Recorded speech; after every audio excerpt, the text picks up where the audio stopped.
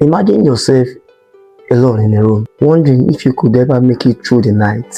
No calls, no messages, no family comes to check up on you. The craziest thing isn't about you dying, it's you thinking about, if I die, what would happen to my body? That person was me. I was left alone in Lagos at the age of 17 by the man I called father. Then I did things to myself and I'm not ashamed to talk about. I flirted with girls and women. Yes, of course, you heard me called women. I had this thing for older women. Then one day I fell sick. I blamed everyone for not going to school, for not being able to save anything, for not having degrees. Then one day I asked a painful question. How did I get here?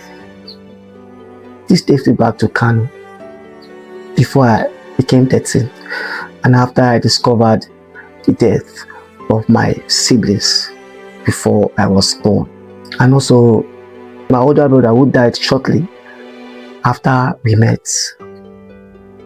Life had never remained the same for both I and my mom. My mom had to go through a lot then because the family wasn't there for us. I never knew my father, neither do I know my father's family. So my mom's family were angry at her for having me. I was called the bastard child, the child whose father wanted him to be aborted. I graduated from primary 5 at the age of 10. So during that long time holiday, my mom decided to take me to a place where I would spend the holiday because of we barely eat. We fed from hand to mouth. She would ask people for money before we feed. At times, I don't even eat before going to school. There was this lady there, this matured lady. One day, there was no one in the house, just I and she. She called me one day, Uche, please can you help me scratch my back? I never knew she had this evil intention. After scratching her back that day, the following day again she came. I repeated the same thing, but this time around, it went from scratching her back to her disclosing her body to me and asked me to do something to her. This thing continued for several weeks until one day she called me. She asked me this nasty question. Have I been the one that used to call you to do those things you did? I replied, yes, auntie. You have been the one calling me. I explained how it started. That moment, she felt sad. I am really, really sorry, Uche. I never meant for any of this to happen. I never knew what came over me. So one day, it came from a different lady. I woke up one afternoon. I saw this lady beside me. The next thing, she stood up. She went into the bathroom and she came back. She took my hand and placed it inside her clothes. At first I was shocked, but later I continued with it. Things were beginning to happen to me. My grades were going down and my teacher were complaining. They had to call my mom to explain things to her that they don't even know what is going on with me. My attention has been deviated. That is there anything going on at home that my mom needs to tell them all so they can know where to start to fix me. My mom said no, but she couldn't tell them that we don't eat most times before I go to school. At a point I became so stubborn that I don't listen to my mom anymore. Each time she asked me to do something, I refuse. I just walk out of her. Then she beats me to the point she gets tired of beating me. It became so aggressive to the point that I destroy things at home, and at the time mom cries. And whenever she starts crying, I feel so sorry and I'll go to her. Mom, I'm sorry, I don't know what came over me. So my mom figured that this is not something she could just handle alone. So she needed a solution. So we moved to another church. So this new church, a man of God. He was into young children, specifically young boys my age, and I was a victim. I was used by this pastor. The silence, the pain, my heart became heavy. You see, I tried telling my mom this time around, but that pastor threatened that no one must know what he was doing or he would harm us. That was his statement. So those children and I were scared. Whenever my mom prepares for church, I would cry that, "Mom, I don't want to follow you. I'm not going anywhere." I giving her some reasons. Each time we pray for church, I would cry. I would tell her, "No, I'm not going." At times I run out of the house. But I observed I started developing fear. Whenever I see this pastor, my heart became more heavier. I tried telling my mom, but I don't know. I couldn't. I was scared of that man harming me, so I didn't tell her anything. I went to play football with my friend. Coming back, we saw this game house. I entered the game house. I saw children playing video games. I enjoyed it because that was the first time I saw PlayStation. After that incident, I feel pain down there. I barely used the toilet because I was scared of the pains. Then inside that game room, I saw children playing games. I wanted to play, but they said I had to pay. That it wasn't free. I was curious to know how those children were able to pay.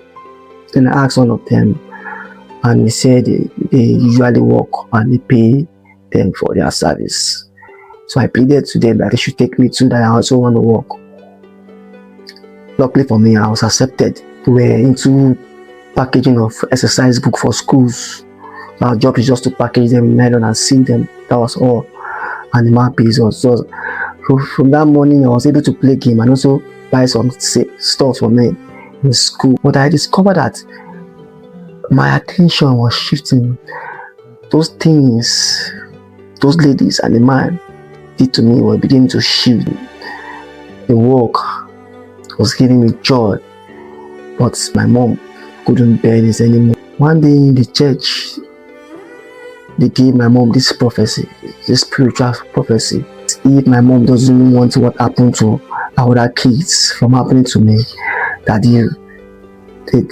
the only way for me to survive is to live with a man of God, a very powerful man of God. But then I never knew about such messages or such prophecy. After my JSS2 second term, we were on holiday. That point, we have to travel to the east to celebrate the feast of Passover. After the feast, I was playing with my friends when my mom called me that this man wanted to see me. On getting there, it happened to be the founder of the church, the man who owns the old branches. Immediately I got there, the man was like, "Uche, how are you? I'll be your father. I will take care of you." Those were his words. I was like, "Mommy, I'm not going anywhere." My mom said this thing to me. "You know I'm old." Of course, my mom was old. She was 55 years dead, and I was 12 years dead.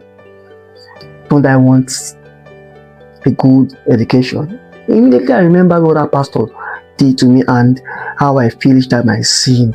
So I felt this is an opportunity to leave this place. The reason why my mom was willing to give me everything was here that the pastor, the prophet, the founder of the church was a very generous man, a person who sends people abroad, children abroad to study. Parents who are unable to take care of their children or send them to school, pay their school fees, and at times even accommodates one of them in his house. They grow there. So he was such a good, kind-hearted person. And that was the last time in 17 years I would ever set my eyes on my mom. And yeah, this saying that the devil, you know better than the angel, you don't know. I understood what those words meant. If my story touches you watching this video today, please leave a comment. And the reason why I opened this channel is because I refuse to give up. I refuse to allow my past to break me. I know there are many young men and women, probably as a child you also went through the same thing. You're ashamed to say it out. You're scared of what people will talk about you. But I just want to let you know that it wasn't your fault. That those men and women chose to indulge you with things a child your age shouldn't think of doing. And also to parents, you know you are not able to take care of your child. Even if you decide giving your child out, try as much as possible to always give a call to that child every day. Because whatever a child goes through